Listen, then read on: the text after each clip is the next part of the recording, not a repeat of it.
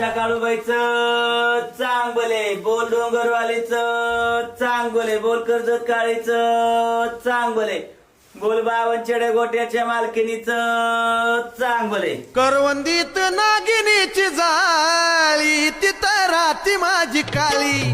करवंदीत नागिनीची जाळी तिथं राती माझी काळी.